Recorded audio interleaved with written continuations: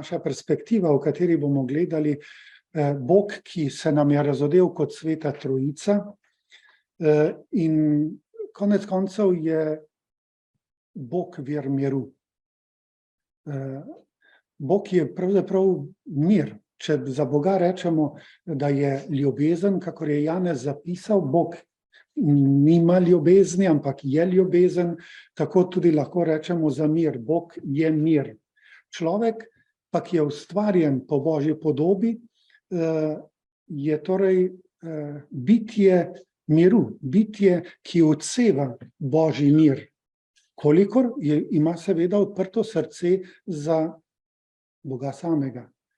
Če je v človekovem srcu Bog, prostor za Boga, za Svetega Duha, potem ta človek nujno žari, bi lahko rekli, v svet ali oddaja v svet Boga, v tem primeru vidik, ki ga gledamo, je mir. Pa morda malo najprej poskušajmo zaslutiti, kako si lahko predstavljamo Boga, ki je mir, ali kako Božji mir si človek lahko predstavlja. Govorimo vedno o predstavah, ki niso popolne, ki so dejansko, takoj, ko jih imamo, moramo reči, to ni to, ne? Ko imamo predstavo o Bogu, moramo reči, to ni Bog, ne? Ampak vendar, nimamo druge možnosti, da samo kot ljudje na človeški način zaznavamo tudi Boga. To verjetno ikono poznate, ikona Svete Trojice, pravzaprav so to tisti trije angeli, ki so prišli k Abrahamu, nekako upodobljeni, ampak preko teh angelov je srečal Abraham Boga, Bog ga je obiskal. No in tu je ta zanimiva kompozicija, bi lahko rekli, kjer nekako, če izremo, kontempliramo to podobo, vidimo, kako na nek način so ti trije eno, kako njihovi pogledi nekako zaokrožijo, so v enem kroženju, so drug v drugem, hkrati ustvorijo en krog okoli tega daritvenega oltarja, gledajo hkrati drug drugega in hkrati gledajo tudi to daritev na tem oltarju, kjer je pravzaprav njihova daritev, daritev Boga samega. Bog se daruje v tem darovanjem jagnjetu, ne? Tako, tu je en tak, mogoče ena perspektiva in pogled, kako so trije v Sveti Trojici trije eno. Da so tri osebe skupnost, komunijo. Ta latinska beseda je zanimiva, ker pomeni hkrati komunijo, za nas pa pomeni tudi obhajilo. Obhajilo pa je najgloblja in najbolj popolna, bi lahko rekli, edinost z Bogom, seveda možna, če je resnično obhajilo. No in zdaj druga možnost pa je, da si tri osebe predstavljamo, da so to Oče, Sin in Sveti Duh, kakor nam je razodeto, ne? Ampak tako, kakor so zdaj tukaj pokazane, ni najboljše, ker nekako vidimo tri, v bistvu so pa eden, so en Bog, pa tri osebe. Zato je prav, da si morda predstavljamo Sveto Trojico malo drugače, ne v tej obliki, kot smo zdaj pogledali, čeprav je tudi kdaj potrebno tako, ampak s pomočjo enega teološkega izraza, ki ga imenujemo prešinjanje, ali grško perihoreza se to imenuje. Prešinjanje pomeni, da se tri Božje osebe med seboj tako prešinjajo, da so dejansko eno. Kaj je prešinjanje? To je to, da so drugi popolnoma prosojni, da druga v drugi absolutno živijo, prebivajo druga v drugi, da so drugi prostor, bi lahko rekli, bivanja, čeprav v Bogu ne moramo govoriti o prostoru, ne, v našem pomenu besede. Skratka, da se če bi zdaj si slikovno predstavljali, da se te tri osebe popolnoma prekrivajo. Vidite, Oče, Sin in Sveti Duh se popolnoma prekrivajo. So trije krogi, a vidimo samo enega. Da si morda to malo predstavljamo, bi lahko si to tudi predstavljali, tako malo zamislili, ne? Da tri Božje osebe se absolutno poznajo, se absolutno nič ne skrivajo druga pred drugo, tudi nočejo, ne želijo nič skriti druga pred drugo, so si popolnoma transparentne. Tako je ena v drugi, je oče v sinu, sin v očetu, Sveti Duh v očetu in seveda, če je v očetu, je tudi v sinu, če je sin v očetu in oče v sinu. Se spomnite, da je Jezus pri zadnji večeri molil tako čudovito molitev, je rekel: Oče, prosim te, da bi bili eno, ti, ki so tu zbrani pri zadnji večeri. Kakor sva mi dva eno. Ti v meni in jaz v tebi. Jaz v njih in oni v meni. In kolikor so oni v meni, so seveda tudi v tebi. In če so vsi v meni, so tudi oni med seboj eno. Ta popolna prosojnost, bi lahko rekli, med Božjimi osebami, in v to prosojnost nas želi Bog vključiti. V to popolno predanost druga drugi. Prej sem rekel, da se nič ne želijo skrivati. Kot kak primer bi lahko rekli, včasih srečam kake zakonce, ki so 20, 30, 50 let poročeni in pravijo: veste, nama se ni treba nič več pogovarjati. Že kar veva, kaj drugi hoče, misli, želi. Vidite, to je neka vrsta prosojnost, to je ta perihoreza, prešinjanje. Mož in žena se zaradi ljubezni, če ta ljubezen raste in se izpopolnjuje, vedno bolj prešinjata. Vedno bolj sta drug v drugem, čeprav se ne použijeta. Ostajata vsak to, kar je. Ampak je popolnoma odprt drugemu, ali pa vedno bolj, človek vedno bolj odprt drugemu in drugega vabi, da vstopi v njega. In tako se vedno bolj poznata. No, in to je lahko ena podoba, prispodoba za tri Božje osebe, ki pa so tako povezane med seboj, seveda v absolutnem smislu. No, in ker se popolnoma prekrivajo, ni nobenega odstopanja v tem pokrivanju, da bi ena oseba nekaj imela zase, kar ne bi dala drugi. Je harmonija med temi tremi osebami absolutna, je popolna. In harmonija je drugo ime za mir. Torej ta perihoretičen način življenja, prešinjajoč način življenja Svete Trojice je pravzaprav ustvarja ali pa uresničuje Božji mir. Ker ni nobene napetosti med tremi Božjimi osebami. Ker so vse tri popolnoma druga v drugi. Pri ljudeh seveda ne gre tako, da bi to bilo tako absolutno. Ampak počasi raste in nastaja. Orodje, bi lahko rekli, za to je pa ljubezen. Ljubezen, ki je Božji dar, tako kakor je tudi mir Božji dar. No, in za človeka pa rečemo, da izhaja iz Svete Trojice. To je iz Boga. To je naša identiteta, da nas je Bog ustvaril in da smo na nek način Božje podobe. Ne? Bog je ustvaril človeka po svoji podobi, po Božji podobi ga je ustvaril, moškega in žensko je ustvaril. To bi lahko imenovali stvariteljska identiteta človeka. Torej, Bog je ustvaril človeka sebi podobnega. To pomeni, da ne moremo sicer doseči take absolutne popolnosti, kot je Bog, ampak cilj naš pa je, da postajamo vedno bolj eno z Bogom in eno med seboj. Takrat postajamo Božja podoba in njegova podobnost. In morda sta tudi moški in ženska tukaj na začetku Svetega pisma postavljena kot en primer tega, zato ker že po naravi težita drug k drugemu, po naravi težita, da bi se popolnoma prepojila, spojila, da bi postajala eno, ne da bi drug drugega použila. To se pravi, da bi eden bil zdaj manj jaz zato, ker je v drugem, ker ga drugi ljubi, ali pa ker se je drugemu podaril.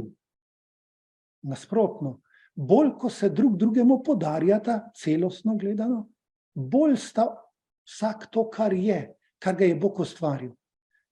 Torej, bolj ko je človek dar drugemu, bolj postaja Bogu podoben. In bolj nosi v sebi mir. In bolj nosi mir tudi svetu. Vemo, da je potem izvirni greh padec, da je greh posegel v to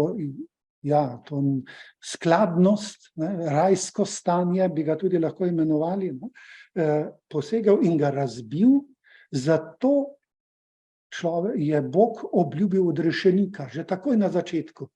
In kaj to pomeni? Da je po Jezusu Kristusu človeka zopet vzpostavil in mu dal možnost, da postaja Bogu podoben, kar je z grehom izgubil. To imenujemo lahko tudi odrešenska identiteta človeka. Torej, Bog, potem ko človek izgubi to možnost z grehom, mu ponovno podari to možnost, da postaja njemu podoben. Seveda v tem pomenu tudi prinaša lahko drugemu in svetu Božji mir, ker postaja in kolikor postaja Bogu podoben. In eskatološka identiteta, to bi pa lahko videli v nebeškem poveličanem stanju, kjer bo človek najbolj Bogu podoben.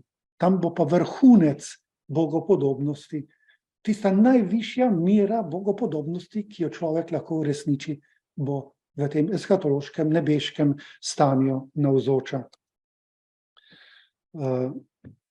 Cerkvenostna občestvena identiteta človeka je pa v tem, da je ta odrešenik rekel, ja, vi pa ste moje telo. Če po krstu nas je Bog vcepil v svoje telo in postajamo Kristusovo skrivnostno telo. In ker nas je več, ker ni samo en ud, nas je več udov, pomeni, da je naša identiteta to, da spadamo v občestvo. Človek ne more biti sam in ni ustvarjen zato, da bi bil sam, ampak je ustvarjen zato, da bi bil v občestvu, ampak na aktiven način. Torej v občestvu, ki je sad ljubezenskih medsebojnih odnosov.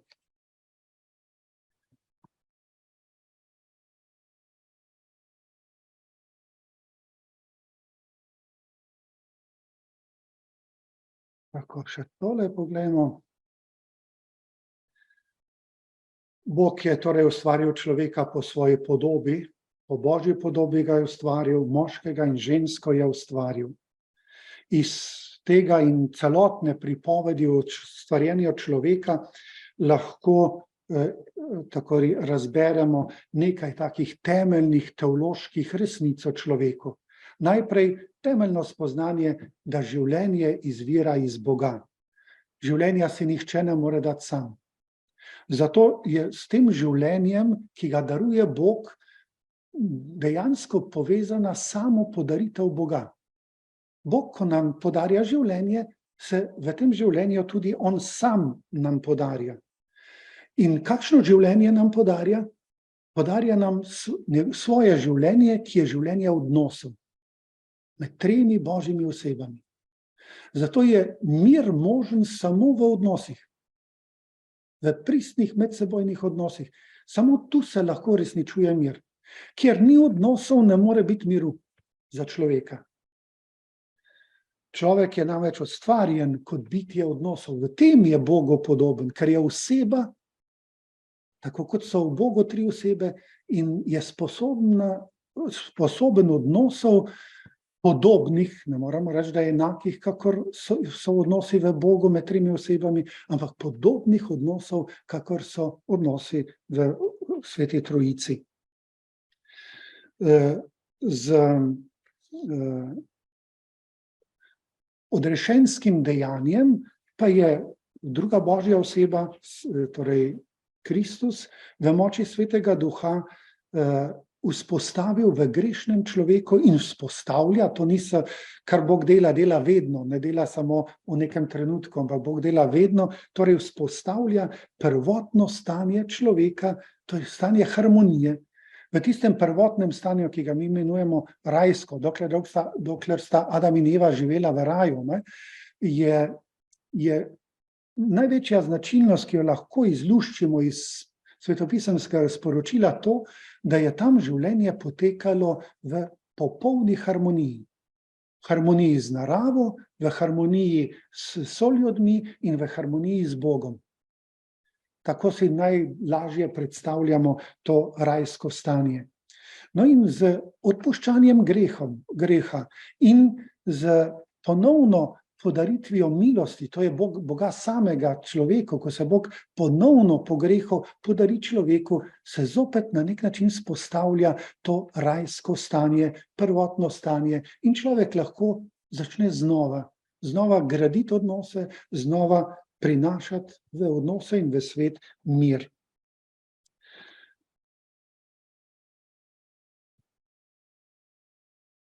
Človek, ki je ustvarjen po Božji podobi, o tem, kar zdaj govorimo, lahko rečemo, da Bog je antropomorfen in človek je teomorfen. Malo igra besed. Bog je antropomorfen. Kaj to pomeni? Pomeni to, da se mora narediti človeku podobnega, da ga človek sploh lahko dojame, da ga človek sploh lahko prepozna. Torej, Bog, ki je absolutno drugačen od človeka, se naredi človeku podobnega. Zato, da lahko človek pride do njega, oziroma da on lahko pride do človeka. Da pa človek lahko to Božjo govorico, ko se Bog na človeški način, ali če hočete zemeljski način približa človeku, pa je moral ustvariti človeka takega, da lahko prepozna Boga. Zato lahko rečemo, da je na nek način človek tudi teomorfen. Če je Bog se naredil človeka, Bogu podobnega človeku, je naredil človeka ali ustvaril človeka podobnega Bogu. In zaradi te podobnosti lahko mi sploh dojamemo Boga, ga sprejmemo, se z njim družimo, tudi vstopimo v Boga in on lahko vstopi v nas. To, kar je največ, kar nam je Bog pravzaprav dal s to svojo sebi podobnostjo, je prav to, da nas je ustvaril ljudi, bitja, ki so sposobna dialoga, ki so sposobna pogovora, ki so sposobne na odnosa. Pogovora dialoga v vseh pomenih besede. Ker, gledajte, Bog prihaja v dialog z nami preko narave. Vsaka stvar nosi v sebi pečat Boga. Pomembno je samo, da mi to znamo prepoznati. In če to znamo prepoznati, že stopimo v stik z Bogom. Po vsaki stvari, po vsaki rožici, po vsakem avtomobilu, kaj šele po človeku. Lahko stopimo v kontakt z Bogom, ker je v vsaki stvari sled njegovih prstov, kot je opisano v Svetem pismu, kot lončar ustvarjal. In lončar pusti sledove svojih prstov, prstnih odtisov na stvareh. Tako je Bog v prenesenem pomenu pustil prstne odtise na vsaki stvari, najbolj pa na človeku. In ta dialog je pravzaprav sposobnost ljubezni. Kajti samo v ljubezni lahko dialogiziramo. Tako z Bogom, kakor med seboj. Samo kar ljubim, lahko dojamem in razumem. Če ne ljubim, ne bom spoznal. Lahko vem veliko o drugem človeku, ampak če ga ne ljubim, ga ne morem poznati. Samo z ljubeznijo lahko poznamo drug drugega in lahko poznamo tudi Boga.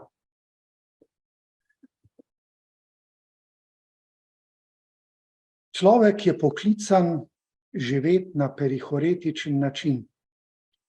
Zdaj pa prehajamo na to, kako bi naj človek ta Božji mir, ki je Bog sam in se podarja človeku, živel v svojem življenju.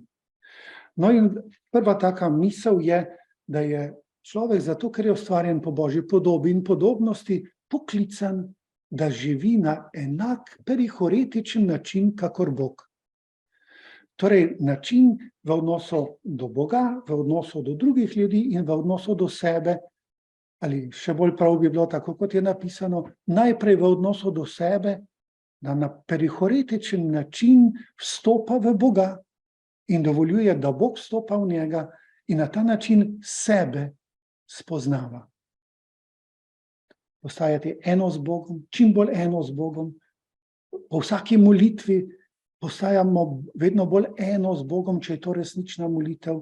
Po vsaki sveti maši, v vsakem zakramentu postajamo bolj eno z Bogom, se z njim združujemo. Ne? In bolj, ko se to dogaja, bolj smo bogopodobni. Se ta bogopodobnost pravzaprav manifestira, se pojavlja v našem življenju. Ni samo neka ontološka resničnost, torej resničnost, ki zavisi od Boga, nekaj ustvarjenega, ampak ta ustvarjenost postane tudi vidna v našem življenju. To nekateri razlagajo ta svetopisemski stavek, da je Bog ustvaril človeka po svoji podobi in podobnosti, ta podoba in podobnost na ta način, da je podoba pomeni to ontološko resničnost, da nas je Bog ustvaril po svoji podobi, sebi podobne.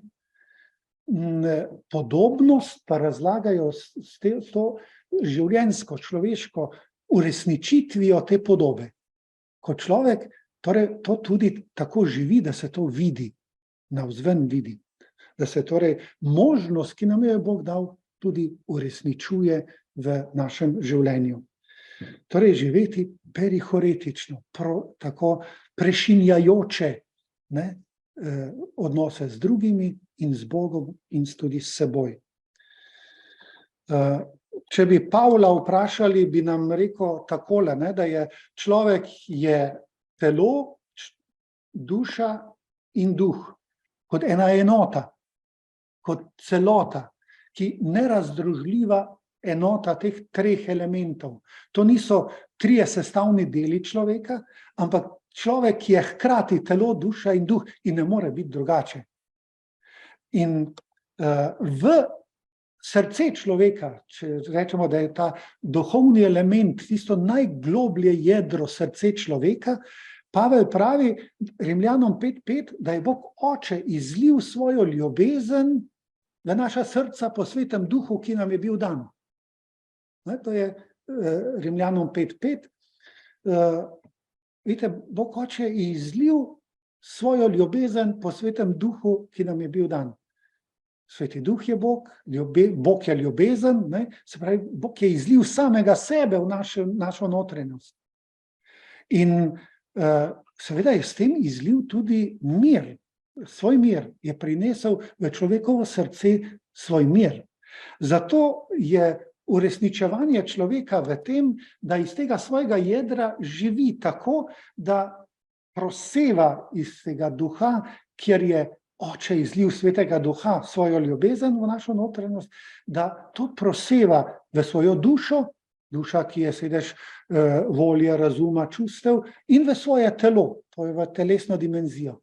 Da človek torej skozi vse tri zmožnosti, ki jih ima, telesne, duševne in duhovne, proseva očetovo ljubezen.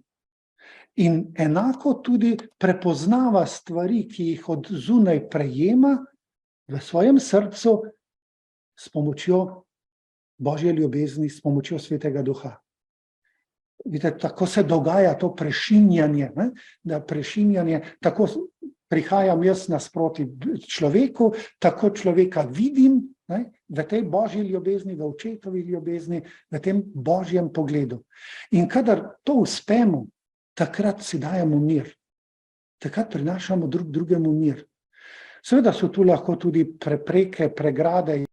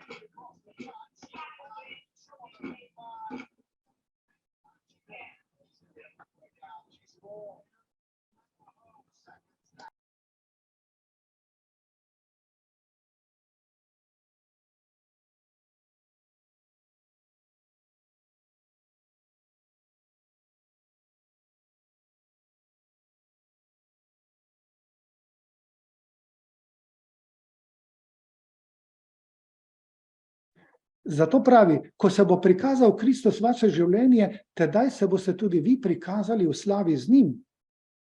Zakaj? Ga bomo lahko prepoznali, zagledali. Ker smo že v njem.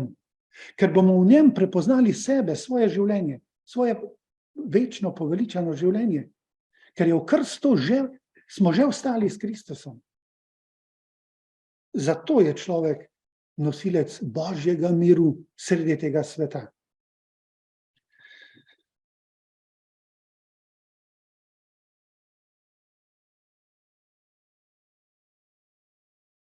Odsev božjega miru v srcu človeka. To je torej naša perspektiva.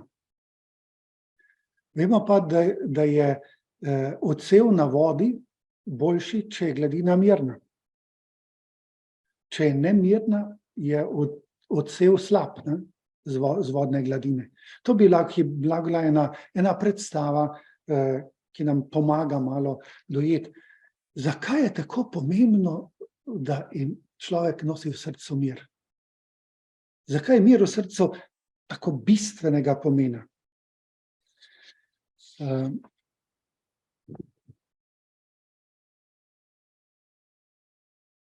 Janez je zapisal v 15. poglavju to čudovito primero o trti in mladikah, ne? In govori prav o tem, kaj želi, zakaj smo mladike na trti, ki je on. Zato, ker želi, da rodimo sad. In kakšen sad? Isti sad kot on, če smo mladika na njem. A vidite, to vabilo k temu, da bi rodili sad. In eden izmed sadov Svetega Duha, Pavel našteva, je kaj? Je tudi mir. Ne? Vidite, mir v človeku ni sad njegovega dela in njegovega prizadevanja, ampak je sad Svetega Duha. Sveti Duh daje darove in ko človek te darove uporablja, rodi sadove Svetega Duha. In eden izmed sadov Svetega Duha v človeku je mir. Torej, če želiš kaj dobrega storiti bližnjemu, moraš najprej nositi v srcu mir. Ker drugače mu pravzaprav ne moreš kaj bistveno dobrega storiti. Ker če ne prinašaš tega Božjega miru, ne moreš nič dobrega pravzaprav prinesti. Pa lahko veliko materialno, ne vem kakega čustvenega dobrega, psihičnega dobrega prineseš, ampak če je to brez Boga, to nima prave vrednosti. Če je brez miru v srcu. Zato je mir v srcu bistvenega pomena za kristjana. In bi lahko rekli tudi prednostna naloga vsakega človeka. Glejte, življenje nam prinaša veliko možnosti, ampak vsaka možnost je tudi lahko vzrok nemira. Več, ko imamo priložnosti in možnosti, več priložnosti je tudi za nemir. Tudi najbolj taki intimni, lepi odnosi so lahko tudi izvir nemira. Služenje zakoncev, služenje otrokom, bližnjim je velikokrat polno skrbi. Se pogovarjam s starši, kar bruha iz njih, koliko skrbi imajo za otroke. Ampak srce, ki je polno skrbi, ne more imeti miru v sebi. Pa hoče dobro. Vidite to ironijo, ki jo hudobni duh izrablja in izkorišča, ne? Bomo še kako o tem rekli, ne? Vsako prizadevanje za dobro je vedno bolj uspešno in krajša je pot do tega dobrega, če nosimo v srcu mir. Zato nas je ustvaril Bog take, da lahko v svojem srcu nosimo Božji mir. To pomeni, da smo poslušni Svetemu Duhu. Vse dobro prihaja od Boga. Zato je vprašanje in to, kar si bi naj prizadevali, kako omogočiti, da bo v srcu človeka deloval Jezus po Svetem Duhu. To je dobro, ki ga lahko drugemu človeku naredimo. Vse ostalo je potem drugotnega pomena.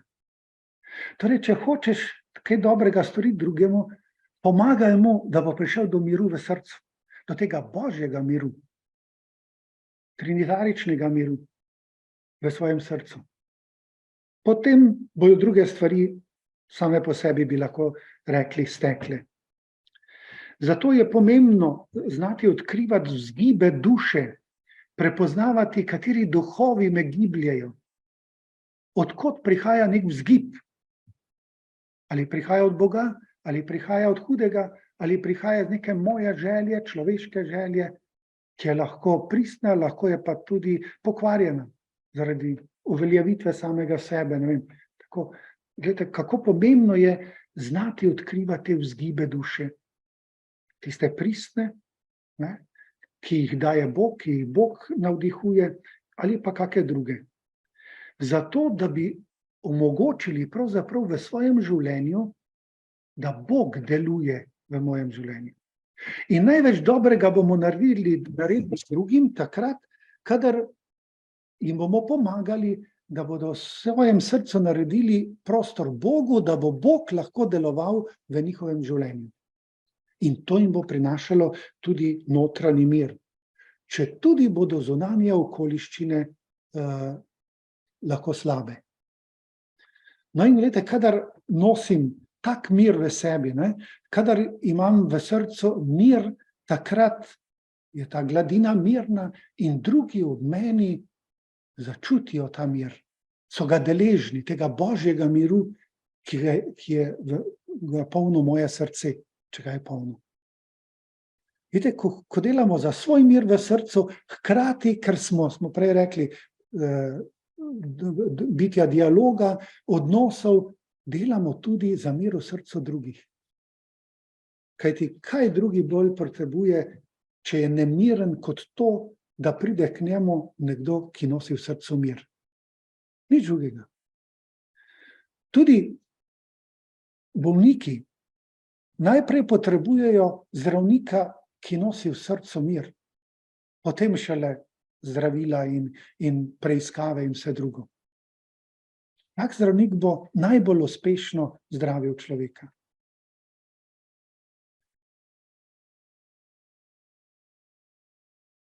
Torej, mir lahko v tem duhu razumemo kot način odnosov med ljudmi, ki ga omogoča lahko samo Bog. Način odnosov, načinov imamo več, ne? Odnose imajo trenutno tudi Rusi in Ukrajinci. Ampak kakšni so ti odnose? Vojne pa niso samo navzven, vojne so tudi v malem, so tudi v naših družinah, so tudi med posamezniki. In samo Bog lahko omogoči mir, ki je pravi način odnosov med ljudmi. Lahko bi rekli, da Bog želi, da imamo nedolžne odnose. To je zelo zanimiva beseda, če jo vzamemo v latinščini. Innocens. Če to malo etimološko pogledamo, je noter glagol, skrit koren glagola nocere, ki pomeni škodovati. Torej, nedolžen odnos je odnos, ki ne škoduje, ki noče škodovati. Čudovito, ne? To je nedolžnost, da nočeš škodovati drugemu. In to prinaša mir v srce, ne? In v krstu smo že in zakramentih nas Bog preoblikuje, zato da smo sposobni takšnih nedolžnih odnosov. Nas preoblikuje, nas preustvarja, tudi rečemo. V krstu nas je preustvaril v sinove in hčere in hkrati, ko smo postali sinovi in hčere Boga, smo postali tudi bratje in sestre med seboj. In kadar to živimo, vidite, ko živimo pristen odnos, sinovski, hčerinski odnos z Bogom, avtomatsko ne moremo drugače živeti odnosov med ljudmi, kakor na bratski in sestrinski način. Če ne, ono ta prvo ni res. In enako tudi drugo. Če ne živimo zares bratskih in sestrinskih odnosov med seboj, si samo domišljamo, da smo Božji otroci, da smo sinovi in hčere Boga, da živimo tam z Bogom en sinovski in hčerinski odnos. In tak odnos bi lahko imenovali odnos miru, nedolžen odnos, ki noče nikomur škodovati. Mir je treba zato najprej iskati, ker ga ne moramo sami ustvariti. Je treba iskati, dati priložnost Bogu, da nam ga podarja. Seveda pa si zanj tudi prizadevati. Vendar se skozi zavedati, da ni naš proizvod. Mir ni naš proizvod, zato za njega prosimo, ga prejemamo, mir vedno prejemamo od drugega. Drugega pisano z veliko in drugega pisano z manj. Glede, tudi če dva, ki sta sprta, ki sta v nemiru med seboj, ne more samo eden ustvariti miru. Medsebojno si lahko podarita mir. In to imenujemo spravo. Pa zdaj naj bo to v malem svetu, med dvema, v družinskih odnosih ali sosedskih odnosih, ali pa v narodu. Tudi slovenski narod bo našel spravo, se bo pomiril, takrat, ko si bosta obe strani podarili mir. Ne more samo ena stran ustvariti miru v narodu.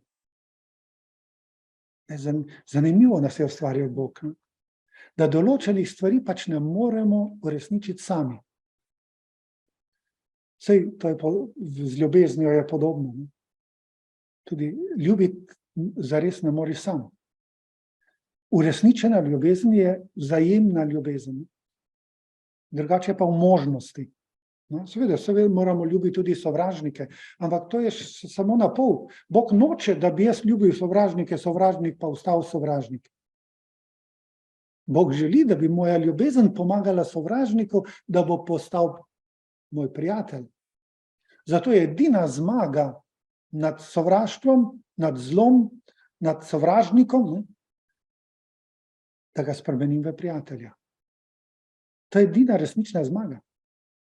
Zato zmaga v vojnah, tudi v ukrajinsko-ruski vojni, ne bo v tem, da zmaga eden nad drugim. Ampak da bo to postala zopet dva bratska naroda. To bo mir, to bo zmaga. In konec koncev zato moramo prositi. Morda tukaj še poudarim eno stvar, da mir v tem smislu je nujno razsežnost življenja, celega življenja. Da ni zgolj samo neka duhovnost, v narekovajih. Kot imamo več vrst duhovnosti, imamo tako duhovnost, pa tako, pa marijansko, pa evharistično, pa ne vem kako, ne? Zdaj pa bi še bila ena duhovnost miru. Ne? Pravzaprav vse duhovnosti so samo ena duhovnost, če so pristne. Ne? Tako tudi in so uresničene v odnosu z Bogom. Potem je to resnična duhovnost in tudi resnična pobožnost. Ne? Zanimivo, sveti Ignacij Lojolski v svojem duhovnem dnevniku velikokrat uporabi izraz pobožnost, da me je, pravi, da ga je preplavila pobožnost. Pa me je tako kar zanimalo, ker to v današnjem svetu pobožnost ne slišimo preveč radi, ne? Oziroma ima negativni pomen tudi, ne? Pobožen, pobožnjakar. Ne? In me je prav zanimalo, kaj Ignacij misli pod tem, ne? Kaj hoče izraziti.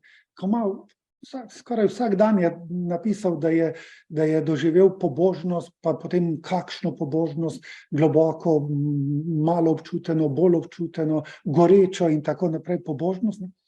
In potem počasi se odkrije, da je on s tem mislil življenje v navzočnosti Boga. Se pravi, takrat, ko je on zavestno čutil, da živi v Bogu. To je pobožnost. Zanimivo. Kjerkoli, ne samo pri maši ali pa pri molitvi, ampak kjerkoli je začutil, da živi v Bogu, da je to njegova eksistenca postala v tistem trenutku, da je bil v stiku, živem stiku z Bogom, je to imenoval pobožnost. Biti oblikovan po Bogu, ker živiš v Bogu.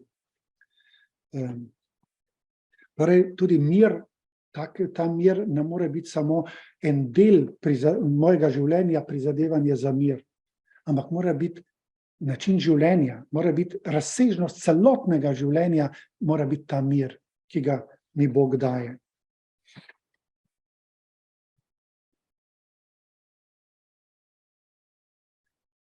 Ja, mir srca ni mogoče doseči brez duhovnega boja. To je naslednja resnica. Duhovni boj, Pavel Efežanom piše, nadenite si celotno božjo bojno opremo, da se boste mogli upreti hudičevim zvijačem. Druge pravi še tudi ne borimo se proti svetu in tako naprej, ampak proti močem, oblastem in vladarstvom, kar so svetopisemske besede za hudobnega duha. Proti temu se mi bojujemo celo življenje. Krščansko življenje, ki je v svetem duhu, v Kristusu, je vedno duhovni boj. Sveti Frančišek Saleški je napisal, hudobni duh si z vsemi močmi prizadeva, da bi iz našega srca pregnal mir srca, ki je Božji dar, dar svetega duha, sad svetega duha, sad delovanja svetega duha v meni. Ve namreč, da Bog prebiva v miru in v miru dela velike stvari, ne pa v nemiru. Ker je mir. Bog je mir. Seveda ga človek lahko doživlja tudi kot tistega, ki vznemirja. Ne? Seveda, če pride Bog v moj greh, me bo to vznemirilo. Ampak ne pride zato, da bi me vznemiril. Vznemirim se jaz. Pride zato, da me umiri, da greh izniči in naseli svoj mir tam, kjer je prej bil nemir greha. Torej, duhovni boj je nujen za ohranjanje miru v srcu. Potrebno je znati sprejemati v tem smislu tudi svoje padce in ohraniti mir v srcu. To ni vedno lahko.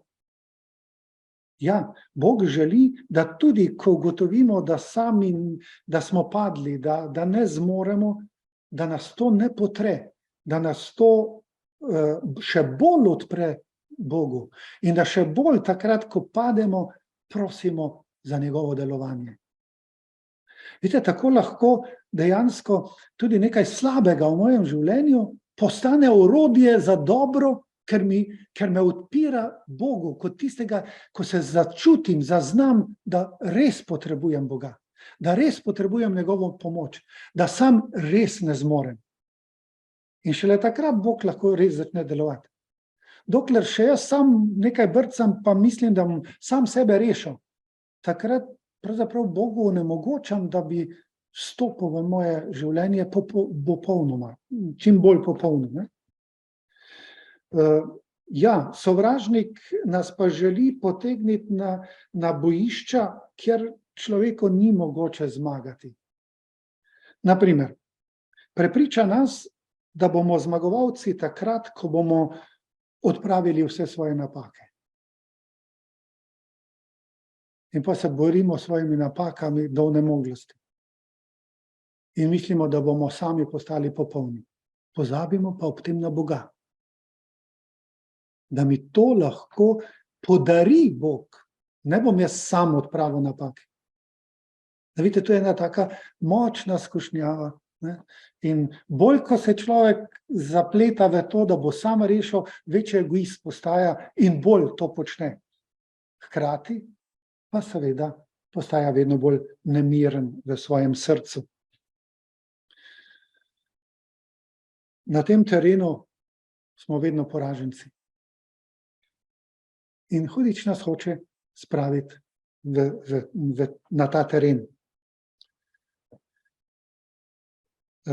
Zato tudi tako svetopisemska misel je, da se tudi v svojih grehih ne smemo preveč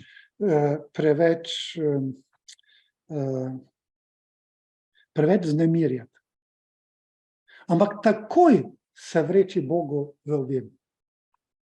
Ne se samo ukvarjati z grehom, ker bo samo vrtinec večji. Ampak vrži se Bogu, ne? Ali vabi Boga v to svojo situacijo. Bog bo prišel z veseljem. Lahko bi tudi tako sklepali, da ali pa recimo taka dva cilja duhovnega boja. Prvi cilj duhovnega boja ni v tem, da bi vselej zmagali nad skušnjavami, slabostmi. Temveč, da bi se naučili, kako v vsaki okoliščini, tudi v porazu, ohraniti notranji mir. Samo tako bomo potem lahko dosegli drugi cilj duhovnega boja, ki je odprava padcev, napak, nepopolnosti in grehov. Seveda ne sami, z Božjo pomočjo. To se moramo želeti in hoteti, vendar ob zavesti, da hotenega ne bomo uresničili z lastnimi močmi. Ampak nam zmago zagotovi le Božja milost. No, to se splača tako malo zapomniti, bi človek rekel, in gojiti v sebi. Ker mi smo kar precej nekako zaverovani v to, da moramo sami se poboljšati. Ampak to samo povečuje nemir v srcu. Zato, ker po drugi strani podzavestno vemo, da to ni mogoče. A vidite to, ta paradoks. Ne? Hočem se poboljšati, v dnu svojem jedru vem, da sam tega ne morem, hkrati pa hočem sam to doseči. To je stara zanka, ne? Že od Adama in Eve naprej bi lahko rekli. Zato je prav, da tako recimo rečemo, da je v našem življenju bolj pomembno zaupanje Bogu, kakor pa skrbi in strahovi, ki so vir nemira. Torej, vir nemira v srcu je več stvari, no, zdaj izpostavimo skrbi in strahove. Odgovor na to, že zdaj ne rečem, je vedno zaupanje Bogu, da je močnejši od vseh naših skrbi in vseh naših strahov. Veste, da je Jezus, Matej prinaša, ne, v 6. poglavju, trikrat poudari, ne skrbite, kaj boste jedli, kaj boste pili, kaj boste oblekli, ne skrbite. Saj Bog hoče ve, da vse to potrebujete. Ne? Vidite, trikrat pomeni v Svetem pismu vedno, absolutno, ker je to številka Boga. Ne? Tretji dan je od mrtvih stal. Pomeni, Bog je tretji dan Bog je posegel, ne tretji dan, ampak to, da je tretji dan stal, pomeni, da je Bog posegel v smrt. In tam, kjer je bila smrt, postavil zopet življenje. Božji poseg je ta trojka. Ne? Zato tudi pravi, trikrat ne skrbite. Ne? Ja, pa imamo kar veliko skrbi, ne? Kar veliko nas vznemirja. Ne? Kaj pomaga ohraniti mir? Najprej spoznanje, da človeške moči ne zadoščajo za to, da bi odpravili nemir. Zato se odpiramo Bogu. Torej to spoznanje, ampak to ni razumsko spoznanje. Mora biti izkustveno spoznanje, da človeške moči ne zadoščajo, da bi človek dosegel to, za kar ga je Bog ustvaril. Zato je tu Bog. On hoče to uresničiti. V takem stanju padca, skrbi, velikih skrbi ali strahov, ne, je potrebno zaupati Bogu in se odpreti Bogu. Zaupati Bogu, da je močnejši od teh skrbi, in se odpreti Bogu, da bo Bog lahko deloval v mojem življenju. V tem procesu je zelo pomembno se Bogu podariti. Tudi Bogu reči, glej, Bog, jaz se ti popolnoma podarjam.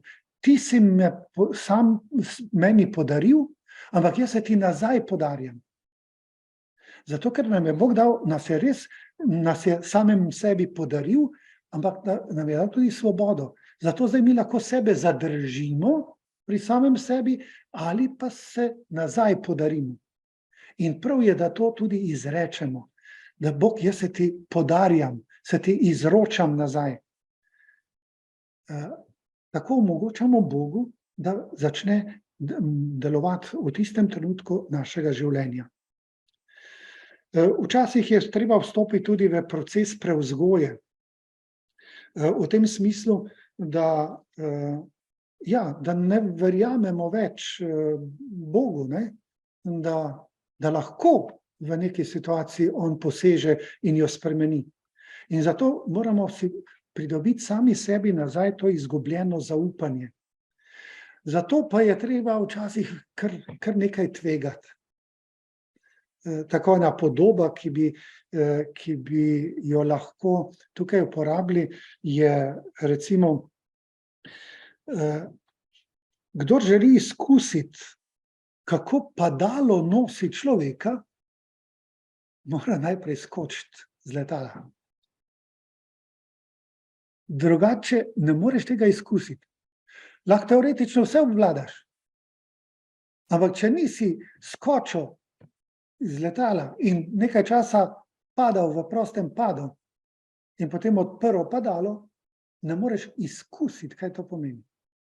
Tako tudi ne moreš izkusiti, kaj pomeni, da te Bog nosi, če se kdaj ne vržeš v prazno. Zato, ker Bogu zaupaš. In ko imaš tako izkušnjo, seveda začneš zopet verjeti Bogu tudi na drugih področjih. Ker si izkušal Božjo zvestobo, da je to, kar je obljubil, tudi uresničil v tvojem življenju. Ampak mu moraš dati možnost. Če ne skočiš, mu ne daš možnosti.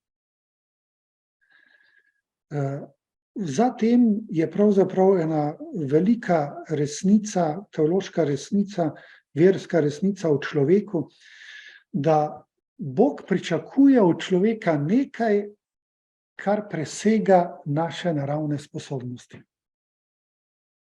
Ali drugače rečeno, uresničenje človeka presega človekove naravne zmožnosti. Zato mora Bog poseči, da lahko uresniči to, za kar je človeka ustvaril. Po domače povedano, človek sam ne more priti v nebeško stanje. Nebeško stanje lahko samo Bog podari človeku. Ampak ustvaril pa nas je za nebesa. Mi nosimo v sebi hrepenenje po nebesih, po tem absolutnem miru. Tega se človek ne more znebiti. Ampak tudi sam ne more tega uresničiti. Nekako se je Bog poigral, bi lahko rekli. Ne? Ustvaril nas je za popolno nebeško srečo, ki si je pa sami ne moremo zagotoviti in dati. Ampak moramo se odpreti Bogu, da nam jo da. In še ena resnica je zatem, smo na začetku rekli tudi o tej eklezialni, cerkvenostni identiteti človeka, da te polne sreče, po kateri človek hrepeni, ker je zanjo ustvarjen in si je sam ne more dati, ne more doseči sam, ampak v občestvu. V občestvu z Bogom in v občestvu z ljudmi.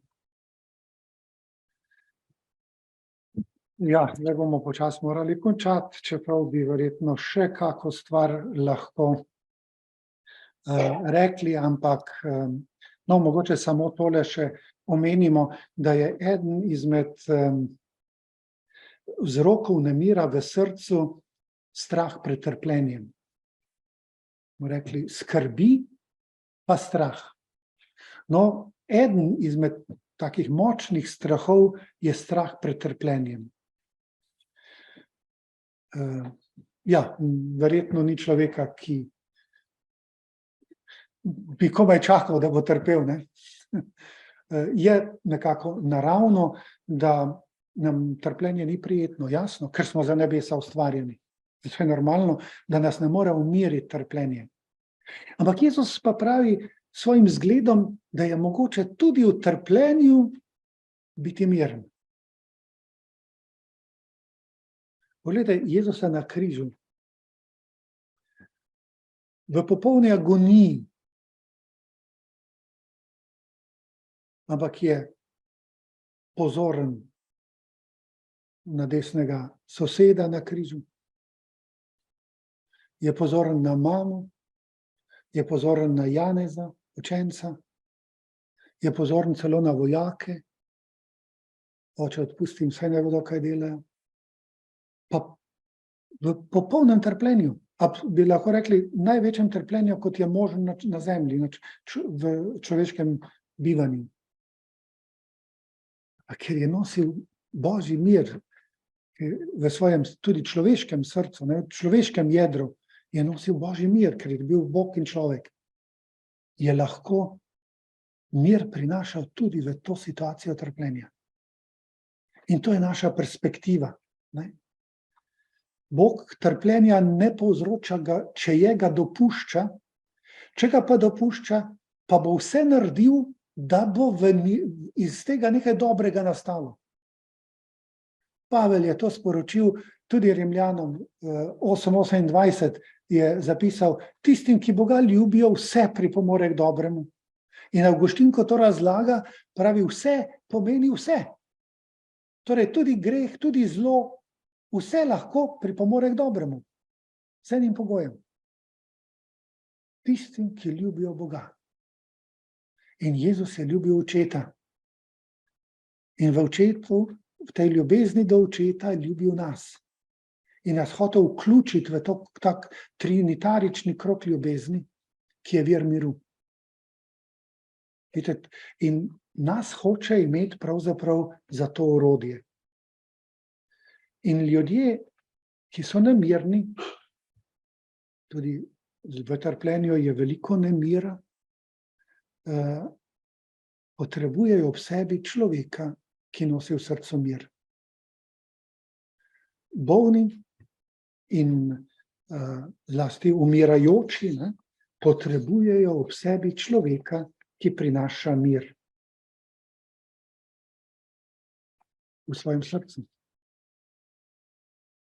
To morda kdaj pozabimo, ker nam nemir povzroča ne samo naše trpljenje, ampak tudi trpljenje bližnjih.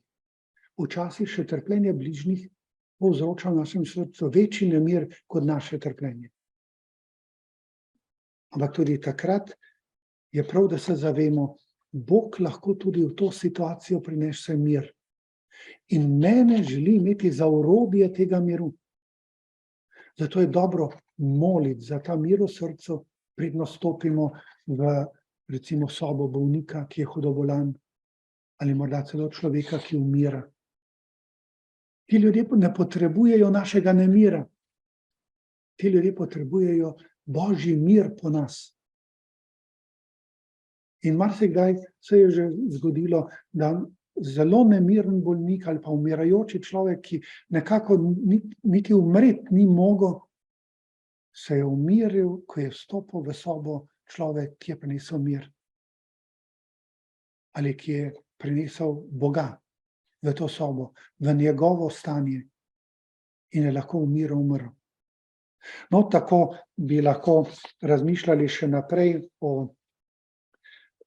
še veliko stvari bi lahko rekli o miru v srcu, o pomenu tega miru v srcu za mir v medsebojnih odnosih, za mir v svetu, tudi za mir med narodi. Veste, mir med narodi ni nekaj poleg miru v srcih ljudi.